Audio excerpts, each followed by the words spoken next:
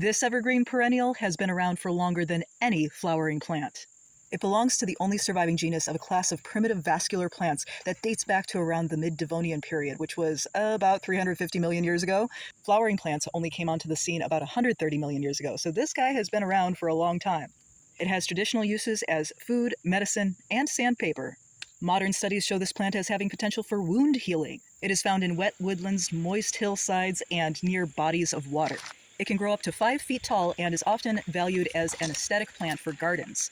Instead of sending up flowers that then get pollinated and distributed by seed, it sends up these little nubs that are full of spores, teeny tiny little specks that get blown by the wind.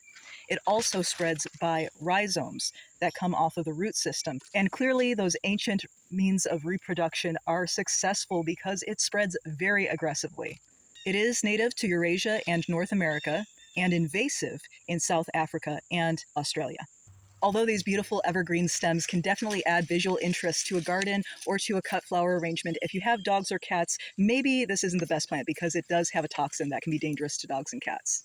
It contains the toxin thionamase, which can be reduced or eliminated by cooking. So if you're going to try eating this plant, the young shoots that it sends up and the rhizomes or roots can be eaten when cooked. Although this plant is considered to have some edibility, I have not tried it. The stems are very tough and sandpapery in texture. They've got a lot of silica in them, so I can't imagine eating one of these. But if you've eaten these, please let me know in the comments. Even the young shoots, which are supposed to be the edible part once cooked,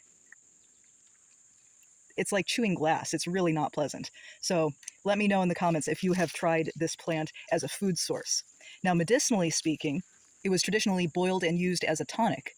It does have diuretic properties, and it contains antioxidants, anti-inflammatory compounds, and antimicrobial compounds. More modern studies show this plant's potential for wound healing. A topical application of extract made from this plant was applied to wounds on diabetic rats and found that it accelerated healing on those wounds by increasing fibroblast collagen synthesis. If you have any idea what that means, please let me know in the comments. The tough stems of this plant were used to scour pots and pans, and they were also used like a fine grit sandpaper. Have you guessed the name of this plant yet?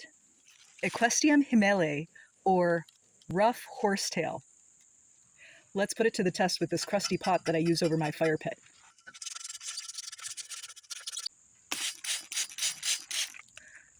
Well, it definitely did something. I don't know if I'll be replacing my scouring pad with it, but it does work. Would you like to discover what kind of ancient, weird, and wonderful plants are growing wild near you? I wrote you a book for that. Eco-Punk Foraging: How to Use Wild Plants for Food, Medicine, and Crafts is available on Amazon.